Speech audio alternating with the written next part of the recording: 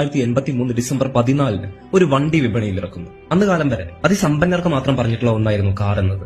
ആ പൊതുബോധത്തെ തന്നെ ടച്ചുടച്ച് ഒരു സാധാരണക്കാരനും 4 വീലർ എന്ന സ്വപ്നം യാഥാർത്ഥ്യമാക്കാമെന്ന് തെളിയിച്ച വണ്ടി. അതെ, നമ്മുടെ സ്വന്തം മാരുതി 800ന്റെ കഥയാണിത്. 800ന്റെ ആദ്യ വണ്ടി നറുക്കെടുപ്പിലൂടെയാണ് ഹർപാൽ സിംഗ് എന്ന വ്യക്തി സ്വന്തമാക്കുന്നത്. അദ്ദേഹം മരണപ്പെട്ടിട്ട് പോലും തന്റെ മക്കൾ വണ്ടി വിൽക്കാതെ ഇന്നും അവരുടെ ഗ്യാരേജിൽ ഇടം പിടിച്ചിട്ടുണ്ട്.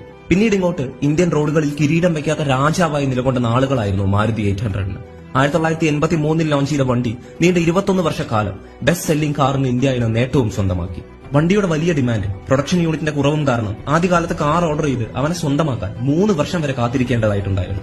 ഇന്ത്യൻ ജനതയുടെ മനസ്സിൽ ആഴത്തിൽ വേരൂന്നിയ ഒരു വാഹനമാണല്ലേ 800. ഒരുപക്ഷെ നമ്മളിൽ പലരും കാർ ഓടിക്കാൻ പഠിച്ചതുപോലും 800ലായിരിക്കും, അല്ലെ?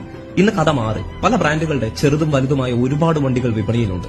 എന്നാൽ ആ കാലഘട്ടത്തിൽ ഇവൻ ഉണ്ടാക്കിയെടുത്ത ഓളം അതൊന്ന് വേറെ തന്നെയാണ്. വണ്ടികളെ സ്നേഹിക്കുന്ന നിങ്ങളുടെ മുഴുവൻ കൂട്ടുകാർക്കും മറക്കാതെ ഈ വീഡിയോ ഒന്ന് ഷെയർ ചെയ്യും.